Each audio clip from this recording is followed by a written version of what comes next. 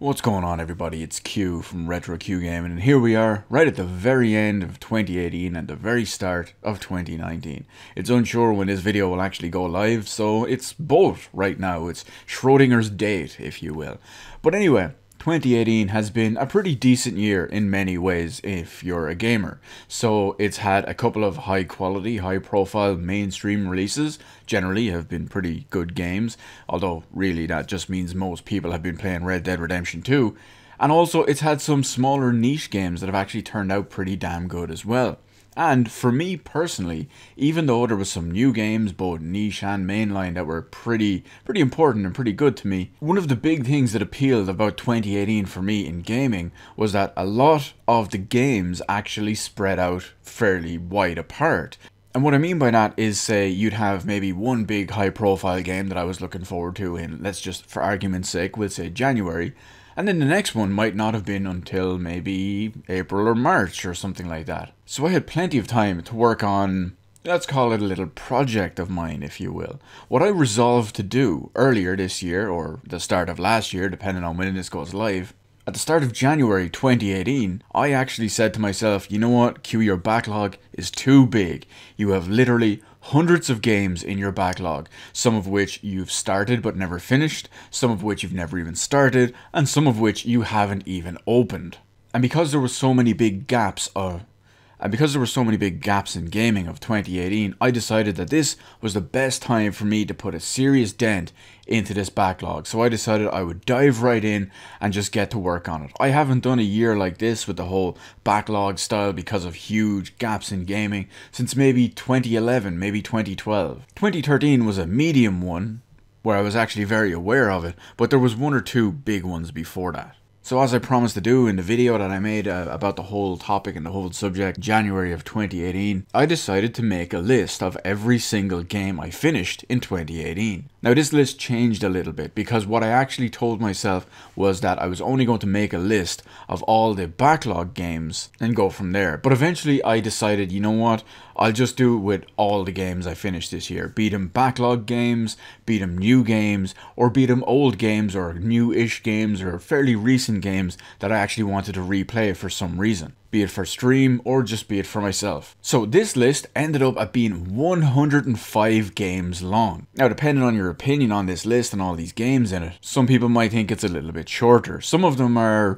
we call it kind of cheese games. Some of them are very short. Some of them might not even deserve to be on the list. But for all intents and purposes, 105 games is what I completed in 2018. So as a little bit of a retrospective, or a retro-retrospective as I like to call it, we're going to peruse this list in chronological order of all 105 games that I finished in 2018. Did I live up to my promise, if you will, that I made in January? Did I let myself down? I know there were a few games that I actually wanted to play that I never got around to. But anyway, this list is in chronological order. I'll try keep what I say about the games to a minimum because, well, there's 105 of them. So let's start with game number 1 right at the start of January 2018, Super Mario RPG. Now this is a game I absolutely love. It's a fantastic game. Everyone knows how good Super Mario RPG actually is. And I will say this, even though I owned an imported SNES copy from the US from way back in the day, I will say I never 100% remember if I actually finished it back in the day. But thanks to the SNES Mini, I now have officially finished it again, just in case I didn't the first time. Moving on, we have Deus Ex Mankind Divided. I'm a pretty big Deus Ex fan. I like some of the original games. I love the original. And I thought Deus Ex Human Revolution was brilliant. However, Deus Ex Mankind Divided was an absolute letdown. I bought the collector's edition at launch but didn't get to play it until several months later at the start of 2018. And then I see why everyone was disappointed and Deus Ex is permanently on hiatus for the moment. Moving on, we have Valkyria Chronicles 2, a PSP game, the sequel to Valkyria Chronicles 1 of course, because Valkyria Chronicles 2 and 3 were actually PSP games. Overall, it's kind of more of the same. It was a little bit limited technology-wise considering PSP versus PS3. But I actually started this the year before and got about 90% of the way through the game. So when I actually started it up again, I still remembered the whole story, still remembered everything that was going on, and I only had to do a handful of levels to actually finish it off, which was nice. And moving on after that, we've got Super Mario Sunshine, a game that I am 99% sure I finished way back in the day on the GameCube. However, I couldn't 100% remember. because I wanted to play it again as it was, this seemed like the perfect opportunity to add it to the list. As weird and quirky as Mario being a graffiti street cleaner actually was, it still has some fairly high quality platforming and controls like you'd expect from a first party Nintendo game. After that we have Bayonetta. Naturally I played the definitive edition of Bayonetta, which is of course the PC version, and I was always very curious to see how it went, because everyone has been praising Bayonetta for all these years, unless of course you played the PS3 version. And since I loved stuff like original Devil May Cry and Devil May Cry 2 and whatnot, this had always been recommended to me, and now that I've played it and now that I finished it, I have no fucking idea why. I did not like Bayonetta whatsoever. It felt so tedious, monotonous, and boring. Every time I played Bayonetta, I could only make it through one chapter at a time. I think there was 1 or 2 instances where I made it through 2 chapters, but at that point, I'd be halfway through the second one, and I could not wait to turn it off. Just like in turn, as soon as I finished the game, I was so happy that I was finally done with it. That'll be a pretty unpopular opinion, but hey, it is what it is. But at least Bayonetta makes for some sweet Rule 34. And after that we've got Shadow of the Colossus Remake. This one I will say a little bit more about, simply because Shadow of the Colossus Remake was my game of the year for 2018, narrowly beating out Dragon Quest XI. And when you play Shadow of the Colossus Remake in performance mode on a PS4 Pro with a almost 100% 60 FPS lock, in the gorgeous world, you can see why this game is considered a masterpiece. Creative, artistic, fantastic gameplay, great idea, and also, as a side note, has possibly the best version of Hyrule I've ever seen. Shame that it's not actually a Zelda game. But since Breath of the Wild can't learn from it, maybe the next one can. I gotta give a special thanks to Blue Point Games for their amazing work, as always, and it's so nice to be able to see them do something original with their own tech, instead of just quality remasters. And speaking of remakes, we have Secret of Mana Remake as the next one, and this was a big important one to me, simply because Secret of Mana on the Super Nintendo is my favourite game of all time. So way back when I heard that Secret of Mana was being remade in full 3D from the ground up, naturally part of me was a little bit hesitant. A lot of me was very, very excited, until I saw some of the gameplay graphics. Long story short, my favourite game ever was remade very, very poorly. So much was changed, almost everything was changed to the point where it wasn't enjoyable, it wasn't the game I know, and it wasn't the game I loved. Even if the story was the same. All those little things, all those little changes, those little nuances, they all add up. It just wasn't the same. Leaving that behind, we've got Halo Wars Definitive Edition. Now, I actually finished Halo Wars a few times back on the 360, and Halo Wars Definitive Edition came with my version of Halo Wars 2 when I bought that. I tried playing Halo Wars Definitive Edition on the Xbox One at the time, because I didn't actually have Windows 10 for my computer. But it was absolutely diabolical performance-wise on the Xbox One. Don't ask me how, it's a very, very basic game. So I replayed it on the PC when I got to Windows 10 eventually. And the game is just as enjoyable as it was on the 360. If you like real-time strategy games that aren't super, super deep, but aren't the most basic thing, Halo Wars might be for you. Still a decent game. Next up is Life is Strange Before the Storm bonus episode. Now this is obviously a very short thing, it's only the one bonus episode, so this is one of the things that people could possibly question, but hey, it was new, I finished it, I put it on the list. We all know that Life is Strange Before the Storm is a prequel to Life is Strange, 2 fantastic games that I actually only got into at the end of last year, and the bonus episode actually takes place before everything from the first 2 games. The main games, that is. Pretty emotional stuff, pretty damn good stuff. Very short, but it was definitely memorable. After that, I've got Secret of Mana 2. This was mainly done for 2 reasons. One, it's a fantastic game, and using my newly acquired at the time analog Super NT, I decided this was going to be the best way to replay it, and even stream it. For those of you who haven't played it, Secret of Mana 2 is an absolutely amazing game, one of the best on the Super Nintendo, and easily one of the best JRPGs I've ever played. It's also known by its Japanese name, Seiken Densetsu 3, so definitely check that out if you're a fan of those style games. After that, we've got Halo Wars 2. We all know how I came to acquire Halo Wars 2, even if I didn't eventually get to play it until about a year after I bought it.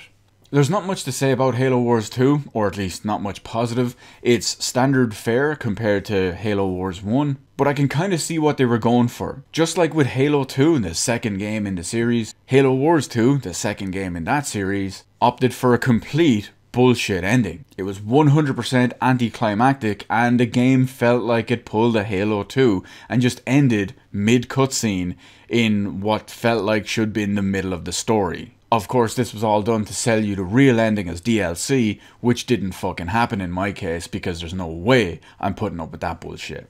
Still a completely average game, by which I mean it's not brilliant, but it's also not bad. Next up is an interesting one. We have Tokyo Mirage Sessions FE. Originally announced as Fire Emblem X Shin Megami Tensei, it's an Atlas JRPG. What more do you need to know? Oh, that's right, and it's on the fucking Wii U. That's right, I had to set up my Wii U just to play this game. I bought it years ago when it actually came out, but I had some major life stuff going on that I never got fully back to it. I started it over from scratch, and as much of the bubblegum J-pop style can really be a bit strange and off-putting at the start, it's still a damn good game, which is pretty much what you'd come to expect from an Atlas JRPG.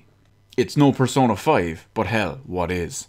After that we have Alan Wake. I remember replaying Alan Wake earlier this year, or last year. Still getting used to the whole year change at this point. And I remember doing a big, really long, like 5-6 hour stream about it one time. I remember coming home, finishing one of my exams, jumping on and celebrating by playing an extended marathon stream. It was good times. I love Alan Wake, it's a great game. And I remember streaming it, shooting the shit with everyone, and what more is there to say? Good times. And next up, Wolfenstein 3D on the Super Nintendo. That's right, not even the real version of the game, it's the Super Nintendo version. I wanted to see how the analog Super NT handled stuff like Wolfenstein 3D and Doom on the Super Nintendo. I don't have a copy of Doom on the SNES, so I played Wolfenstein 3D. It went as you'd expect. It's extremely low resolution. You never really notice it until you play it on a Super NT. Still, not bad, good times. After that we've got Project Zero Maiden of Blackwater. That's Fatal Frame Maiden of Blackwater for you American guys out there. A Wii U game, although we actually had a physical version of it here in Europe. And I'm a big fan of the Project Zero games. I have them all, sans the Japanese only one, but I always really liked them. And believe it or not, this was actually one of the times the Wii U and its fucking awful controller could have actually played and done the whole thing properly. However, it was fairly unwieldy and the performance was pretty poor. But overall, it was still a decent game. After that we have Metal Slug. Not much to say on this one, we all know and love Metal Slug. One of the recurring themes you'll actually see in this video is the Nintendo Switch and its almost exclusive use being arcade games because of Arcade Archives and Neo Geo Archives. It's basically all I have to play on this damn thing this year. After that is Metal Slug 2, rinse and repeat from what I just said on above. Of course, Metal Slug 2 we all know with its crippling lag. So we can jump straight on to the next one with Super Metroid. We all know Super Metroid, absolutely amazing game. One of the best 16-bit exploration games. I wouldn't call it an RPG, but it's so ridiculously amazing. It's ahead of its curve and ahead of its time in so many different ways. And if you ever love this kind of game, love the exploration game, or even like Castlevania Symphony of the Night, play Super Metroid. Oh, and a quick reminder, Metroidvania is a fucking awful name, it's a fake genre, it does not exist. They are Metroid games and that's it. You can't call it Metroidvania because the second half of it, Vania, took 6 games in the mainline series, years after the previous series, and took 10 games to use that formula, and still is not the prevalent formula of that game. It's a Metroid ape, or a Metroid clone. It's not a Metroidvania. Moving on anyway, we've got Medal of Honor Allied Assault. That's right, I played an old EA game. I actually love Allied Assault. It's my favourite World War II game of all time. So many memories, so much nostalgia, great gameplay even to this day. It's still a damn good game, even in current year. After that we've got Medal of Honor Allied Assault Spearhead, which is one of the expansion packs for it, as well as Medal of Honor Allied Assault Breakthrough, the other expansion for it. We played through both of them, new weapons, new missions, new loadouts, new layouts, new everything. More damn good quality, back when EA actually made good games. After that we have Ni no Kuni 2 Revenant Kingdom. A nice JRPG early on in the year, kept me going, had a decent amount of hours in it. Believe I had the game about 95, maybe 96, 98% complete.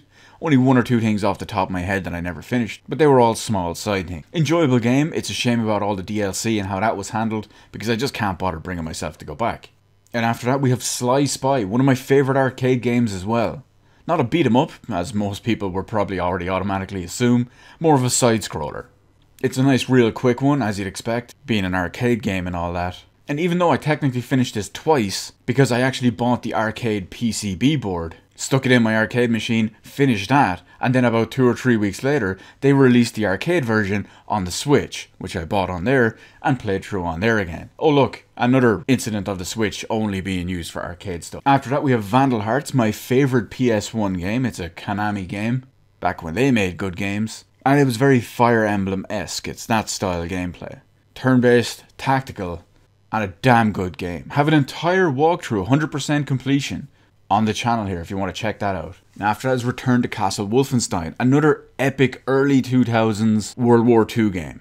Naturally it leaned a bit more into the paranormal, as is the Wolfenstein games. And just like Allied Assault, it came from that period where PC first-person shooters were possibly at their absolute height. In around then, Half-Life 1 and Half-Life 2, it's really hard to beat that. StarCraft 2, Legacy of the Void, Prologue, Campaign, and Epilogue is the next one. I actually bought StarCraft 2 Legacy of the Void Collector's Edition when it first launched, but never ever got around to actually playing it until last year. Played through the entire few Prologue levels as well as Epilogue and the entire campaign as well. One thing I especially liked about Legacy of the Void is naturally it's the Protoss based one, and I'm a Protoss guy myself. I'm a Protoss main. So with StarCraft 2 pretty much done, I'll have to see what they do next, although given the state of Blizzard, I'm not holding my breath on that one.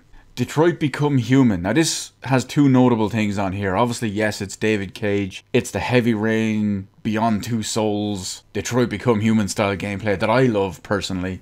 And I really like Detroit Become Human. It actually came in 3rd place for my Game of the Year of 2018. And as an extra little side note as well, I love the game so much, just like I did with Heavy Rain back on the PS3, I actually replayed it multiple times in order to get that platinum. My 3rd platinum trophy on the PlayStation Network, the first one being Heavy Rain on the PS3, something I loved so much that I wanted to do it.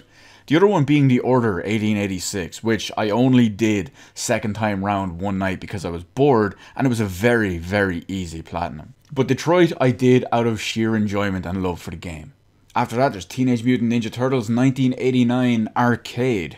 We all know and love that fantastic one. I've actually replayed this twice this year. Once on the original Xbox 360 version, which launched right at the start of that gen, and another one on MAME, using the actual arcade version. Both of them technically the same thing because they're both based on the same version. And well, we all know just how absolutely amazing Turtles Arcade game is. Which leads us to the unfortunate next game in the list, Turtles in Time Reshelled, a very poor remake or reimagining or whatever you want to call it of the amazing Turtles in Time. The less said about that version the better. So we'll move on to the next one, Pokemon Moon. I was kind of a little bit sickened about Pokemon Moon. I played it when it first came out and I was kind of very disappointed with it. I eventually went back to it months later, got really far in it, and then just stopped playing it for some reason. What I thought was actually really funny is when I went back to it to play it in 2018 for this list, after about 2.5, maybe even 3 hours of gameplay, I actually finished the game. So I was right at the end. My interest in Pokemon has kind of been waning the last few years. And I'm really hoping that the Switch versions next year, or this year, of the core entry series actually completely revitalizes it. This happened to me before, back with Pearl and Diamond, Black and White, Black 2 and White 2. Because then when X and Y came out, it completely reinvigorated and revitalized the series for me. Just like Omega Ruby and Alpha Sapphire, that had me keep going on the high. But when Sun and Moon came out, I was very disappointed. I even bought Ultra Sun and Ultra Moon and I've never even played them. I'm sure I will someday, but hopefully the Switch stuff gets me back in the track. Fire Emblem Echoes Shadows of Valentia. Another one of those games where I kind of stopped playing at an unfortunate time. I don't remember why I stopped playing this one, but I was actually on the 2nd last level when I stopped. So once I got back into it and started playing, I still remembered everything and where I was and whatnot. It was actually very easy and quick to finish. I think I only had like 2 levels like I said, and that was it.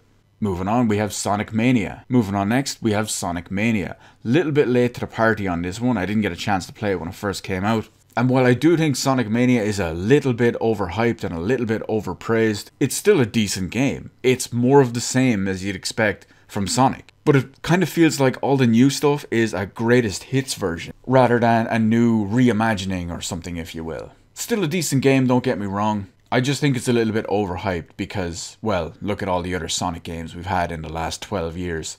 And after that we have the awesome adventures of Captain Spirit, basically a demo slash prologue slash whatever you want to call it to Life is Strange 2. Obviously Life is Strange 2 is out now, and well, my thoughts about the link between them are somewhere in the end of my Life is Strange 2 episode 1 stream. But overall, Captain Spirit was still decent. It's got Life is Strange style gameplay, as we know and expect. Has a little bit of a different take on it because of Chris and his imagination. But hey, it's free and it was a couple of hours long. I'm happy enough with that.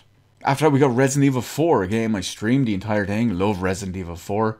And apparently so does everyone on YouTube, because I got a lot of people coming in and enjoying that. So chances are you're probably one of those people and you love Resident Evil 4 just as much as I do. Except for, you know, Leon. Help.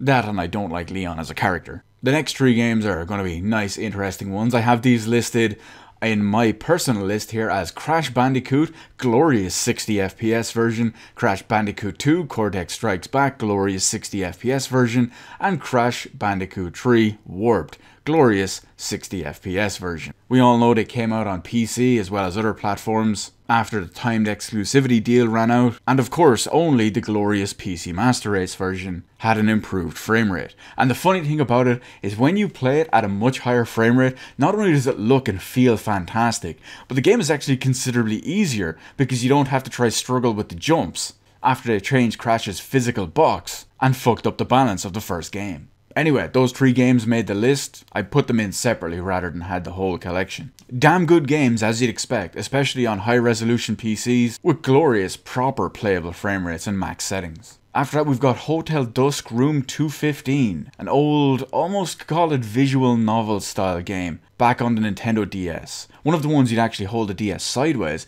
like a book. It's a nice noir detective story, and you're doing more than reading. You're actually exploring, adventuring, and you have to use some logic to not only solve puzzles, but solve the entire mystery, as well as deduce what to do next. Damn good game, very few things made like it. Kingdom Hearts Final Mix. Well, I told myself at some point last year I was going to play the entirety of the Kingdom Hearts games before Kingdom Hearts 3 comes out at the start of 2019.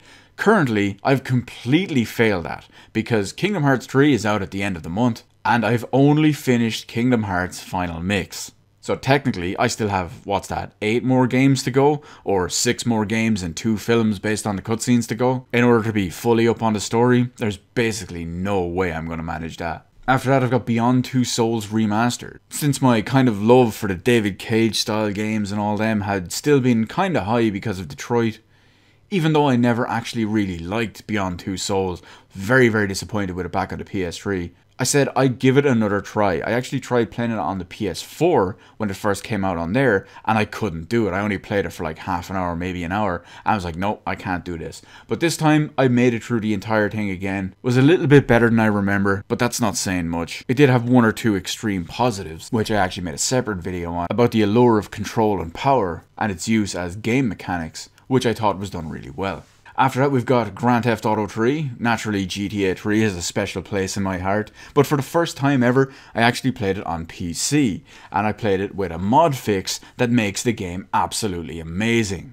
Extremely high resolution, extremely high frame rate, all the types of fixes and whatnot that you'd come and love to expect. And believe me, GTA 3 is such an old and basic to run game.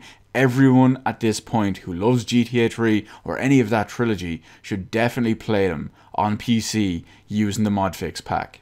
It's a completely different experience in the best of ways. Which goes on to our next game as well. GTA Vice City. It's the same deal. There's not really much to say separately from GTA 3, but with all the fixes and everything, it is absolutely glorious. At a high frame rate, on a beast mode computer. Granted, you don't need a beast mode computer to play it, but we're just throwing it in there anyway.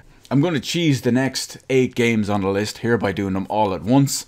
Mega Man X 1, 2, 3, 4, 5, 6, 7 and 8. Mega Man X 1, 2 and 3, amazing games as you'd expect from a Super Nintendo era game. Mega Man 4, 5 and 6 were kind of up and down. Some of them had some problems, but overall you could generally see the diamond in the rough that was in there. Even if some of the edges were unpolished, there were generally some quality stuff in there, even if there were some problems. However, Mega Man X7, oh, that was fucking awful. I hated that. I streamed every one of those games individually, and if you go back and check out Mega Man X7, I have some choice words and experiences and stories throughout that whole thing. Mega Man X8 was a little bit better, of course it was no patch on 1 through 6, but after 7, well, it was a welcome change. After that we've got Metal Slug 4, again, another use for the Switch here, and it's more Metal Slug. What is there to say? Quality arcade stuff. And this next one is really interesting because I'm actually going to put an MMO on this list, and you're wondering, Q, how do you finish an MMO? Good question. Well, Final Fantasy XI has actually properly finished development. It's basically only on life support for the last couple of years until it gets to the point where the game is no longer profitable and viable to keep open. But until then, they're basically only doing little balance changes, little balance patches. They have this kind of content and kind of, we won't even call it endgame, that they're just randomly rinsing, repeating and changing and whatnot over and over again.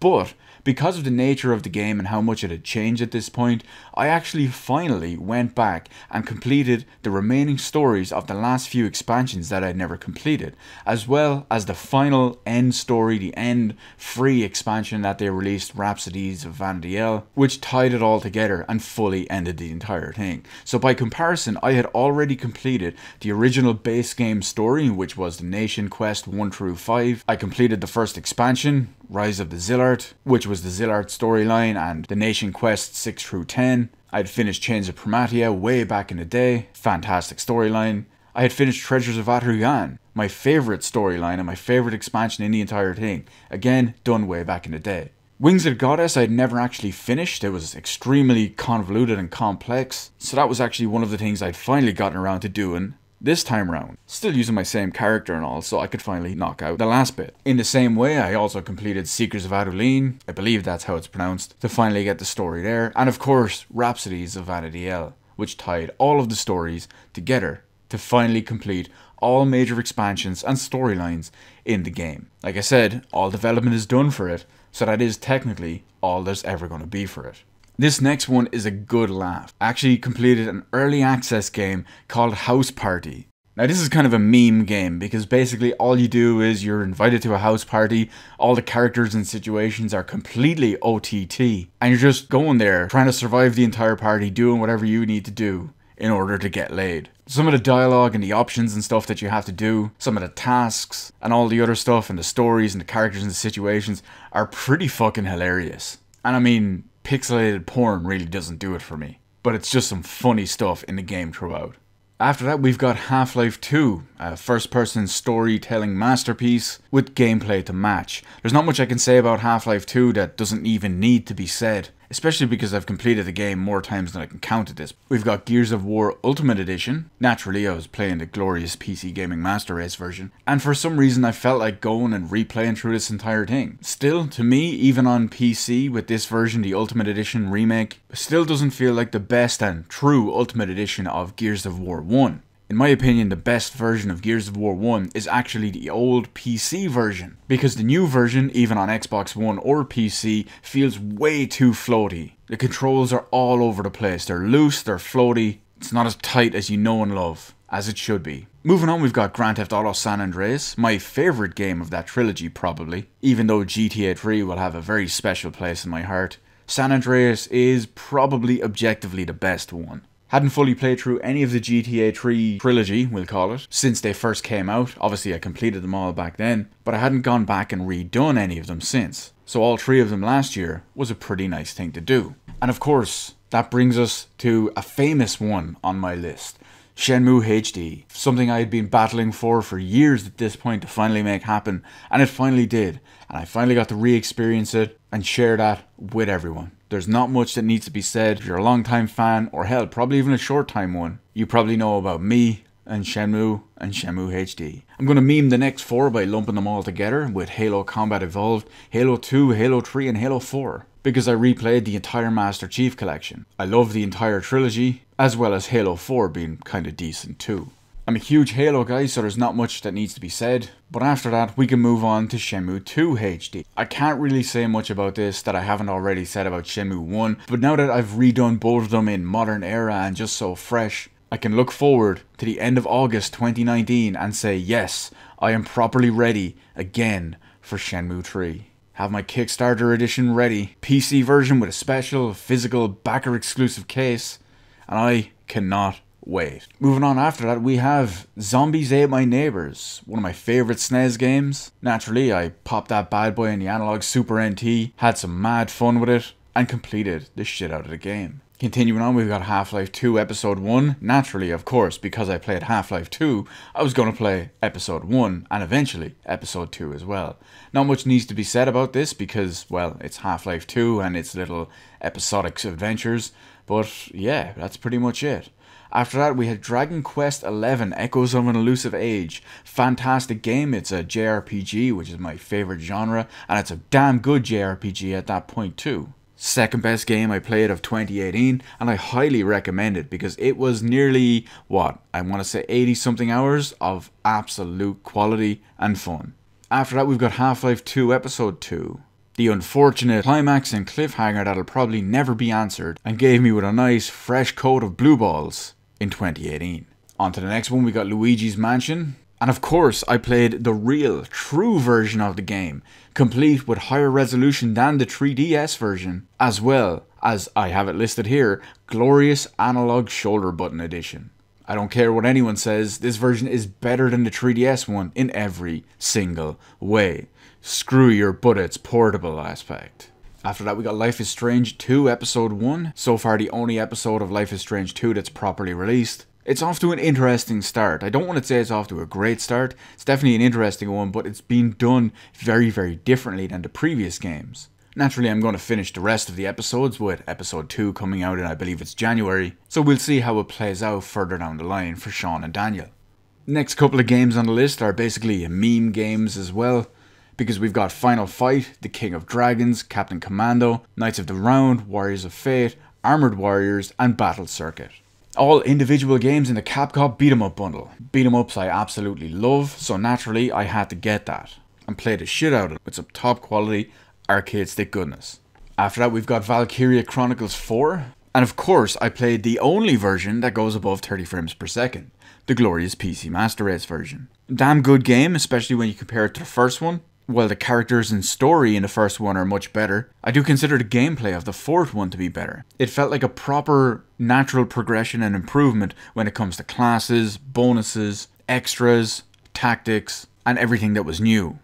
They didn't just jump miles and miles ahead and go crazy balls to the wall, it felt like a proper step forward. After that, we got Doom, and when I say Doom, of course I'm talking OG Doom. We're talking old school Doom PC. Yeah boy. Don't even need to say anymore. After that, we got Metal Gear Solid 2 HD, of course backwards compatible, and this one solved my existential gaming crisis that had started a few days prior, and I put so much time into Metal Gear Solid 2 when it was first launched on the HD backwards compatibility. Completed the entire game, even did the hundreds if not thousands of VR missions and bonuses and extras. I told myself I was going to go and get every achievement, including every dog tag, but I actually kind of burned out after doing so many VR missions. I think I actually still have a couple to go in the last character.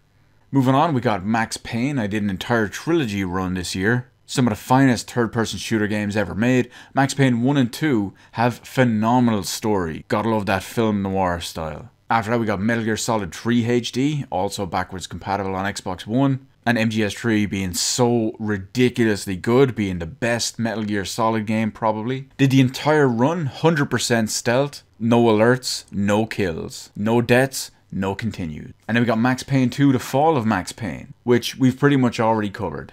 After that, I was feeling a little bit of survival horror / psychological horror, so I moved on to Outlast 2. Really liked Outlast 1 back when it first came out, or at least when I first played it a while after it first came out. And I bought Outlast 2 when it first came out. Played a little bit of it, never finished it. Went back, started over, and there we go. Max Payne 3, nuff said. Really felt like they improved all the action parts perfectly. And hey, it rounded off the trilogy.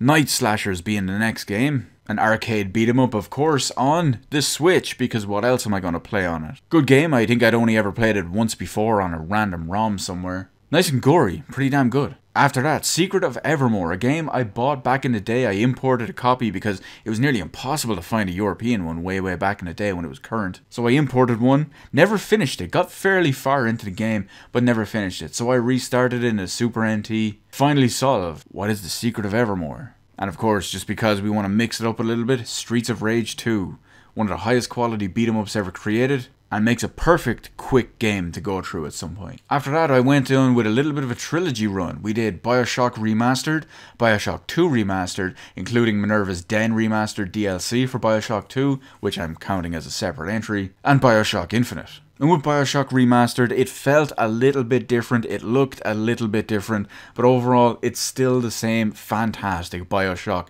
that I know and that I love. Bioshock 2 Remastered, while it looked and felt ever so slightly different, I will absolutely die on the hill defending Bioshock 2. Sure, it's not as good as the narrative fantastic masterpiece that is Bioshock 1, but taken by itself as a quality action first-person shooter, even with a little bit of extra story and more lore than your average game, it still holds up pretty well. Again, it's no Bioshock 1, but hell, it's still a decent game.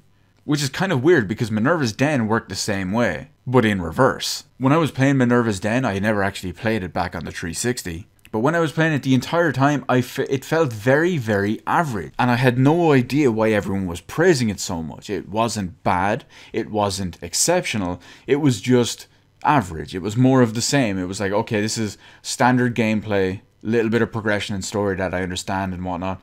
And then what I thought was really funny is right as I criticized it for those specific points I just listed while I was playing it, which turned out to be right before the final boss, a few minutes later, they actually properly flipped the story on its head, and that's when it got really good, and that's when the twist came and really made the DLC the quality that it was. And just to round it out, of course, naturally, there was Bioshock Infinite, a game I absolutely despise for multiple reasons. Between the storytelling, the pacing, the characters, the terrible narrative, I don't care what anyone says, the plot devices, the plot mechanics, all of that shit. I hate Bioshock Infinite. I know what you're going to say, but Q, you just don't get it. You just didn't get the story, you didn't get this, you didn't get that. Go watch my playthrough. I have it here on the channel. Go watch that. I explain everything about it in detail as it's happening, as well as recapping the entire thing. I clearly got it down to specific detail. I just think it's fucking awful, and how anyone praises that for quality storytelling and narrative is beyond my comprehension. After that, I kind of went on a little bit of an arcade binge. We got Aliens Arcade, probably my favorite arcade game of all time, to the point where I actually bought an arcade cabinet just to get that game.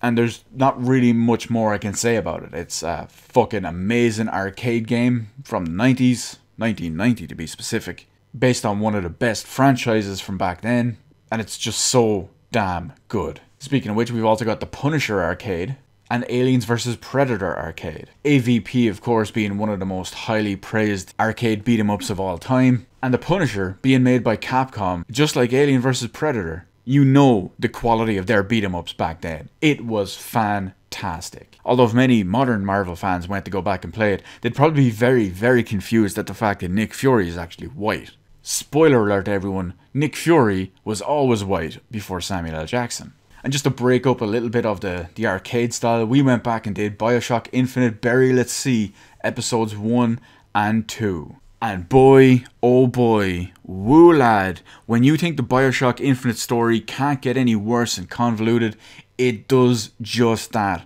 by playing Burial at Sea, episode 1 and episode 2. When you just can't get any worse, this drives it home at just how poor everything about it is. Which is such a shame, because compared to Bioshock 1, which was fucking phenomenal, Bioshock 3, or Bioshock Infinite, is by far a disaster piece. I see Bioshock Infinite as most other people see Bioshock 2. And that's when we got back on our little arcade binge. We got the Simpsons Arcade. We all know and love how that goes, one of the highest quality Konami arcade beat-em-ups, followed by Sunset Riders. Of course, the arcade version, not my SNES version. It was always interesting to see how different the arcade version was, and just how far ahead it was versus the Super Nintendo version. We got Turtles in Time Arcade. I know I put on the reshelled edition back way earlier in this video, but we played the proper, true arcade version. Not the Super Nintendo version, not the reshelled version, but we played the proper, quality arcade version. And of course I did a nice big arcade special as well, with X-Men Arcade. And I didn't use the 2-player cabinet ROM, I didn't play the 4-player cabinet. We went Big Baller, Shot Caller, Big Dog, Big Nuts, 6-player double wide cab arcade version. And of course, we were playing with our little Wolverine toy. So welcome to Die. And that's followed up by a very, very confusing title. I say very, very confusing because, well, it was kind of a meme, and I actually only bought it to play as the specific number in the specific game. That one, of course, being Mighty Number 9. A game which was absolutely not very good. In fact, some people will slander me by saying I actually enjoyed some of it and I could hear it in my voice. Again, absolute slander. Mischievous and deceitful. Chicanerous and deplorable. But at the same time, I don't think it deserves as much hate as it gets. People are saying it's one of the worst games ever. It's definitely below average and subpar, but by no means is it one of the worst games ever. It should have been better for the budget it had, as well as everyone involved, but that Kickstarter is a whole other mess that I'm not even going to touch.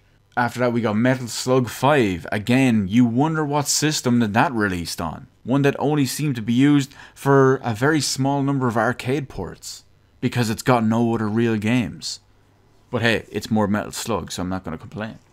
And then we got Persona 5 Dancing in Starlight. I even went big, I even went hard. Not only did I play and complete Persona 5 Dancing in Starlight, but I platinumed the shit out of it. After that we got Puzzle Bobble, which is also known as Bust a Move, depending on where you live. But of course, I wonder what underpowered home console that this arcade port was released on. Makes you wonder. The last few games we got on here, we got Killer Instinct Arcade version. I'm a Killer Instinct guy myself, I love it, I'm a beast at it. And we all go Ultra Combo with TJ Combo.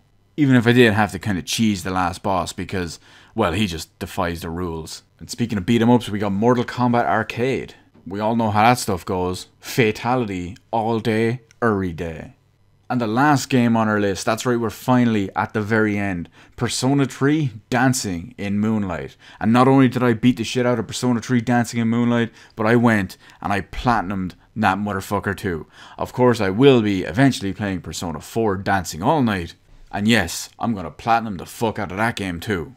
I actually have it on the Vita, but I'm going to properly play it on the PS4. So that's it. That's my year in review, my retro retrospective for 2018. This video has lasted way longer than I expected. But hey, I played a lot, I talked a lot, and I had a lot to say about everything.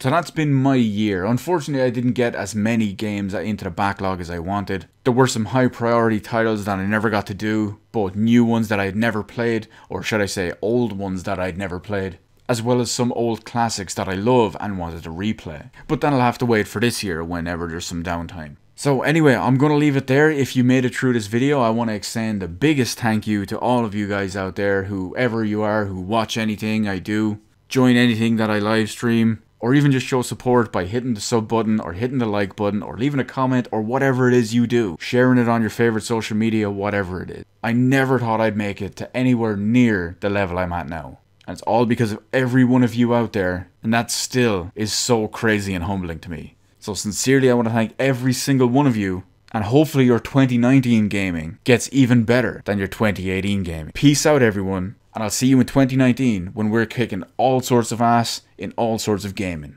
Peace.